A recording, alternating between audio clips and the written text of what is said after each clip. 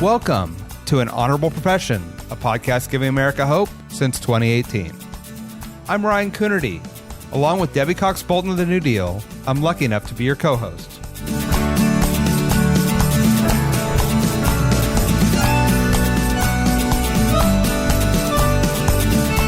An Honorable Profession is a New Deal Leaders podcast. The New Deal is an organization that supports the next generation of American leaders. From attorneys generals to state senators to mayors to school board members, these are the people that are pushing policies and politics that will respond to climate change, rebuild our economy, address racial injustice, and restore our democracy. These are incredibly talented people who have dedicated themselves to public service when their country and their communities needed it the most. Check out newdealleaders.org to see what I'm talking about. Today, I talk with Massachusetts Lieutenant Governor Kim Driscoll. Upon her swearing in, she broke new ground. She, along with Governor Maura Healey, is part of the first all-women executive team to lead Massachusetts in its long history. Kim is a veteran New Dealer. She served more than a decade as the Mayor of Salem, where she led a turnaround of the city's finances and passed several groundbreaking measures to increase inclusion and the rights for the LGBTQ and immigrant members of her community. We talk about all that and how she's taking that experience to the local level to inform housing policy and economic development at the state. Enjoy. Massachusetts Lieutenant Governor Kim Driscoll, welcome to An Honorable Profession. It is wonderful to be speaking with you today. Great to be here. We're going to start with maybe a non-traditional approach, but I think it is basketball season. The women's Final Four tournament is happening as we record this over this weekend coming up. You were a college standout basketball star. Tell me your thoughts on where you've seen the women's game progress and what you're excited about this weekend. You know, Governor Healey and I both played hoops in college, so let me just say we are big fans. We're leaning into the teamwork theme. I think we're both rooting for South Carolina and really excited to see just the level of interest in women's hoops. Our former governor is now heading up the NCAA. I get a text from him every once in a while, like, did you see this shot? Or did you see this play? I think there's a lot of excitement around the game, and I think it's terrific. Fantastic. What position did you play? I played guard. Yeah, point guard mostly, but, shooting guard, that sort of place. Let's shift now to your exciting new position as Lieutenant Governor, which is both in a critical position of power and at a critical moment, but also historic. You and Governor Healey are the first all-women executive team to lead Massachusetts. Can you talk to me a little bit about what it's like to break that glass ceiling? I feel really fortunate to be partnered up with a governor who really was a rock star attorney general and has just come in this role and really seen an opportunity to build a strong team around her as this new role started, and feel fortunate that she's the type of leader that wants people who can take some of the problems and tackle some of the challenges. And this role of lieutenant governor, if you're not really having a strong partner in the governor's office that wants to work in collaboration, it would not be as fulfilling. So I feel a lot of gratitude about the work we're doing, the opportunity to do it together. There's something special. Ryan, you've been a mayor, so it can be lonely in City Hall when you're by yourself.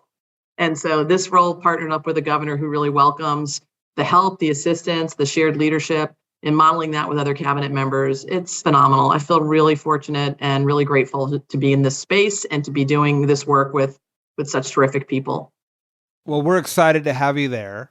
Every state's a little different in the role of the lieutenant governor. Can you talk about the role of lieutenant governor in Massachusetts, both sort of formal and informal, in how you help move policy in your state?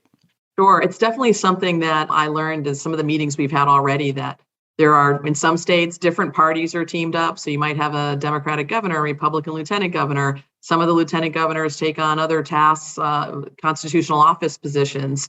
Some folks run as a team from day one. Here in Mass, it's a little bit of a shotgun marriage. You're partnered up after the primary, and then you run as a team on the same ticket, the same party ticket. And in our case, the lieutenant governor has some official duties, chairing the governor's council, which is responsible for making judicial appointments, working as part of what's called the Local Government Advisory Council.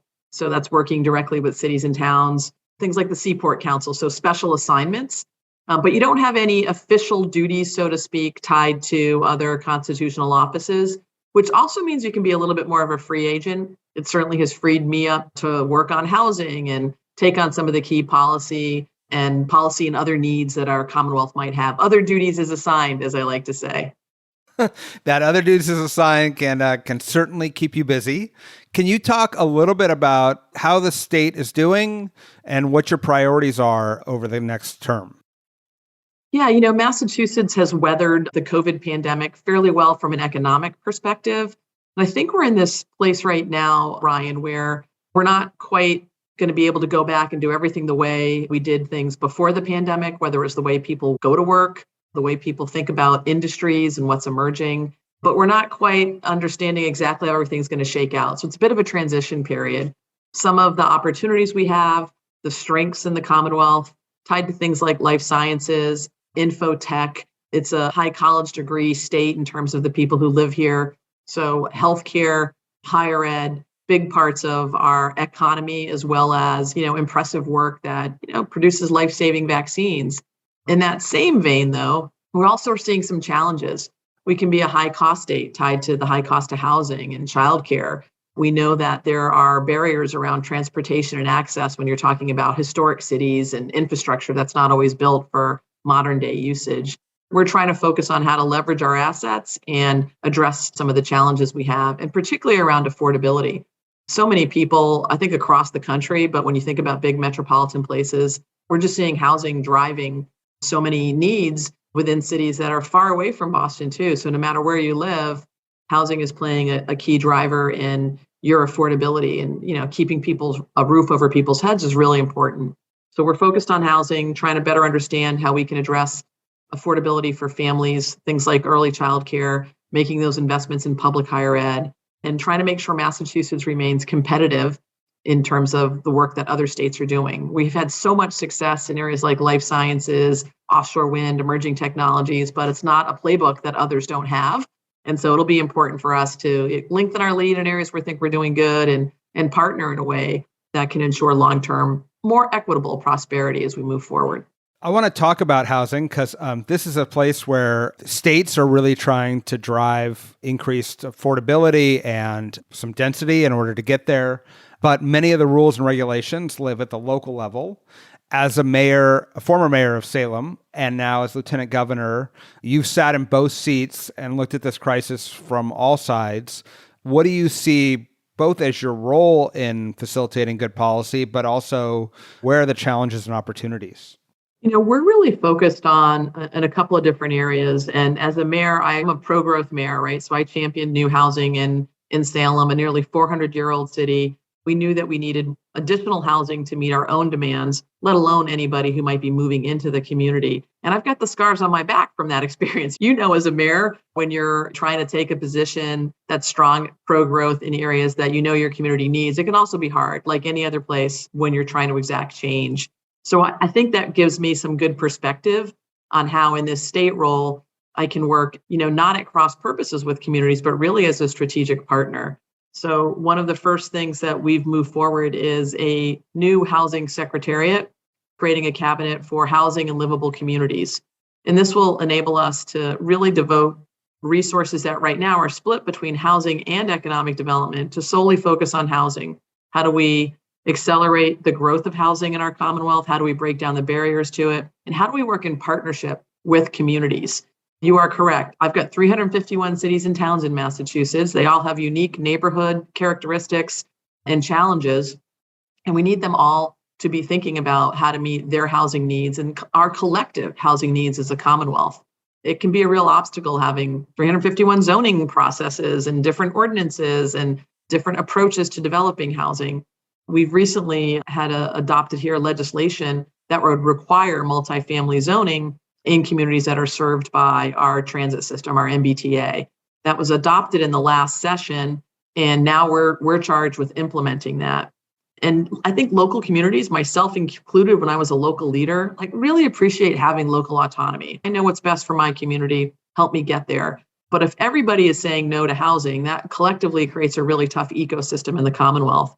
And so this housing choice statewide legislation was frankly a game changer. It was the first time, the state has sort of come in and maybe big-footed the local zoning to address a common need across our Commonwealth.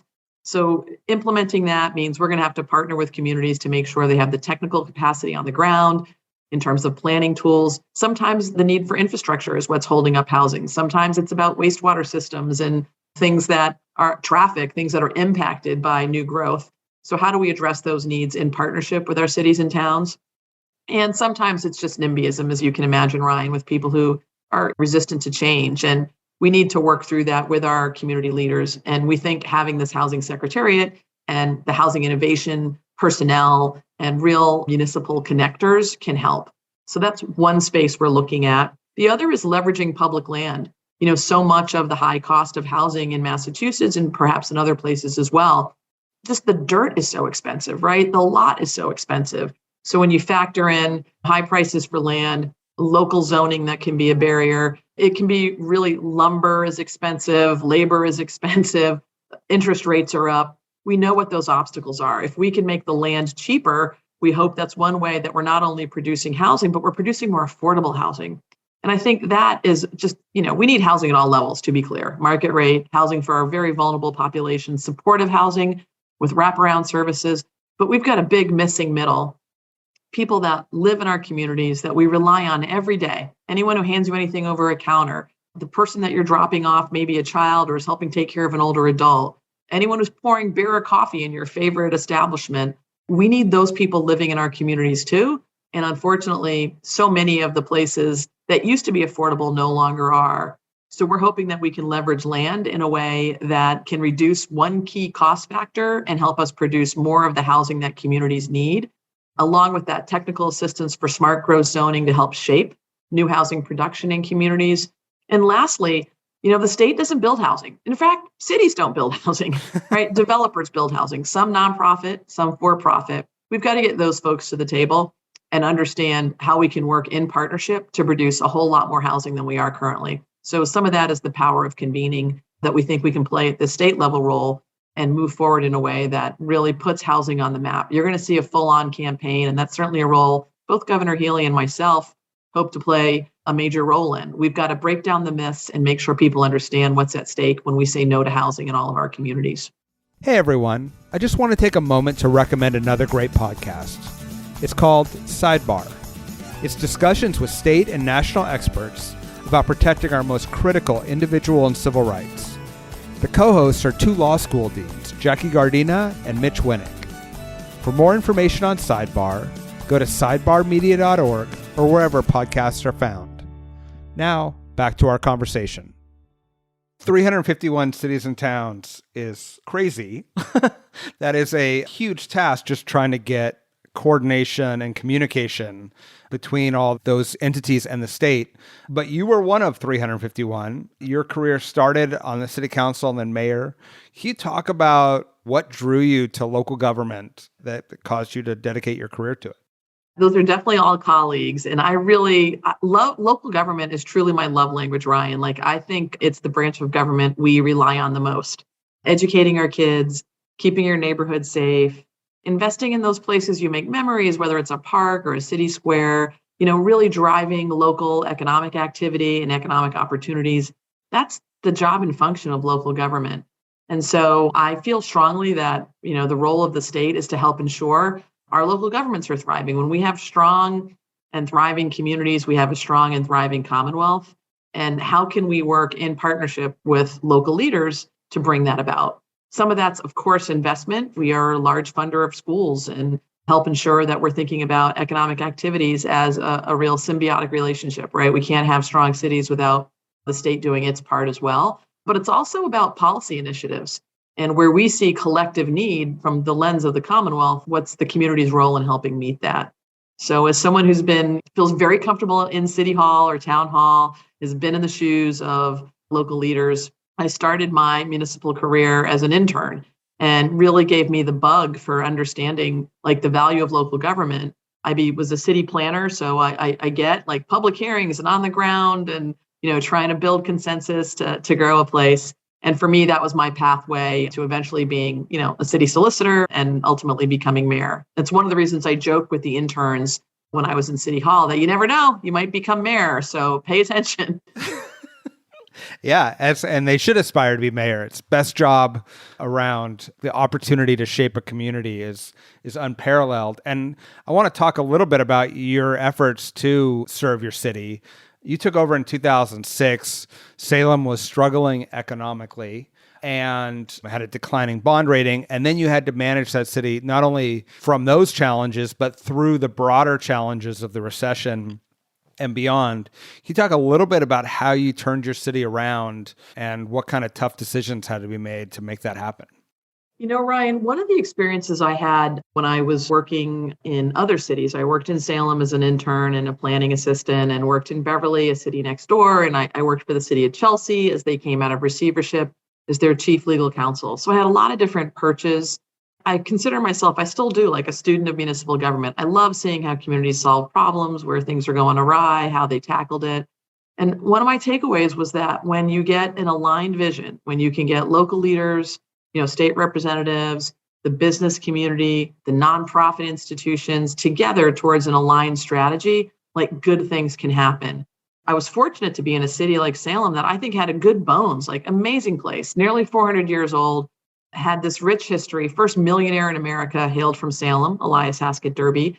Well-known history, some of it notorious. We weren't so good to women in 1692. Some of it impressive in terms of the great age of sail and tiny clipper ships sailing around the world and bringing back immense wealth and wares to Salem, a small port. What I saw was getting people aligned to support our assets. Every community has things that make them unique and that they can leverage for economic prosperity. In our case, it was our waterfront, it was our history, it was tied to tourism and hospitality.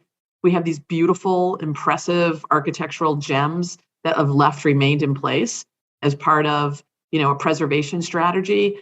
And it made us unique. I think for many years, Salem was a community that decided it would try and copy whatever any other community was doing around us. So if the next door community was going to work on business park development, that's what we were going to do. But we didn't really have highway access, and we didn't have the space to accommodate that. Why would we do that? A community north of us on the water, well, they were focusing on outlets. So we were going to make our mall an outlet mall, where honestly, that wasn't a real draw for us. We're kind of hard to get to. And so when you started putting people around the room, key stakeholders, like I mentioned, the businesses, the public sector, nonprofits, we had the largest hospital, the largest college, a world-class museum. Or we get those folks around the table, along with smart leaders in key areas in our community, you can get an aligned vision. And we started to focus on the things that we did well. We had water. How do we get cruise ships here? We have history and a story to tell. How do we lean into tourism? How do we think about bringing people to live downtown in those historic structures? It creates a wonderful environment for a walkable urban center. And that's when we started to really see the turn tide towards people wanting to make investments. And I think it's really important for local leaders to suss out what's not working, get people aligned. We didn't have downtown. I had 5 downtown revitalization studies that I had on the shelves when I walked in. I was like, this is nuts. People put them together and then they don't read them or they don't implement. Like, we need an action plan. What are we doing? Let's get all the property owners around the table, understand what their needs are. We started to see people work together. I'm not going to steal the tenant from down the street. Let's build a better ecosystem that attracts more tenants. Not just tourism, tchotchke shops, but like things that people need. And it really came together in a meaningful way because we created an environment for investment. We listened to people and tried to break down barriers, all aligned towards supporting an economic development strategy that could work long term. It's not easy and it never syncs up exactly the way you want it to. But once we had that strategy, we could go to state partners and ask for investment of a new train station downtown, or work with us on the reuse of the old court systems, court buildings that were in the heart of an area that we knew could be reinvested, to work with us on brownfields of former leather factories that had been closed for decades, because they had confidence and trust that we had the right people, we had a strategy, and we were putting skin in the game as well. I think that's so important to, one, be really honest about what your strengths are and what they aren't, right? Like, everyone, there's a temptation to try to be all things to all people all the time. And, any organization fails when they lose their priority and focus. And, having your city identify its resources and its competitive advantages and then bring the right people together and tell that story is so critical to to success. It's smart, as so many communities are struggling with changes in the economy and changes in demographics and beyond. Having those honest conversations, and then you're right, moving away from plans that sit on the shelf to action is so critical for success. One of the things you also did was really put an emphasis on inclusion and passing an LGBTQ non-discrimination ordinance, supporting immigrants' rights. Can you talk about how you saw that as an important priority for your city and why you chose to take stands on those issues? Yeah, Ryan, I'm so glad you mentioned that because I think, especially in this day and age where it feels like in many respects, sometimes we're going backwards, this was a really important value system that I think I hold. I'm a Navy brat. I was born in Hawaii. My mom is from Trinidad. My dad was from Massachusetts, but we never really spent any great deal of time living there because we were always deployed. When you're a military family, you move around quite a bit. And I didn't come to Salem in Massachusetts until I went to college. And then I just fell in love with the place and stayed. And one of the things I really appreciated about Salem is that even though I didn't grow up there, this nearly 400-year-old city, very historic, very diverse, I felt like I was at home. I felt like it was finally a hometown, that I had a hometown as opposed to just this place that I landed upon. And I think that was really about the people who were there. And in many respects, Salem is this place that welcomed immigrants, waves of immigrants throughout decades. We had neighborhoods that had Polish families and Italian families, and we have a large Latino family, or Latino population in Salem now. We teach in 49 different languages in the schools. Like it's a microcosm of different cultures, different religions, people speaking different languages. I think it's what makes our community more livable. And it's one of the things that I think draws not only me, but lots of people to find a home in Salem, a place that even if they didn't grow up in, they feel like it's a place that they can spend the rest of their lives. And so that value system was not only important to me, but it was important to the community. I think people talk about it, the fact that we are diverse and have this historic past as important reasons why they want to be here. And I joked earlier that 1692, we weren't so good to women, which was true. It's a very notorious part of our history. And I think ever since that occurred, our community's been trying to find ways to make up for that. The people who were the victims of the Salem witch trials were the folks who were just different. They were the others. They were the outspoken women, the folks who didn't conform. And it feels like to me, our community ethos was like the least we can do is ensure that we have a willingness to welcome all, a place that works for and welcomes all. And immigrants have been our strength, not our weakness. And new people coming into our community have been value adds, not deficits. That's where some of those policies came from, having a fully LGBTQ inclusive non-discrimination ordinance and public accommodations meant that our trans community felt welcome. Being a sanctuary for peace community meant that our undocumented residents did not feel fear calling the police or going to school to accompany their kids.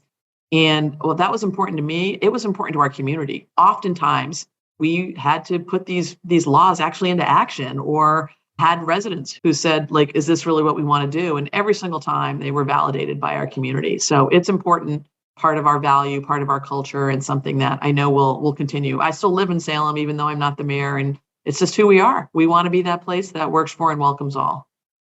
I love that. And I guess to wrap up, for people who see themselves as others or not represented in the system, you've broken ground and created a path. But what's your advice for women or other folks from other underrepresented communities to getting involved in government, to making sure their voices are heard and reflected in the policies at either the local level, state level, or federal level?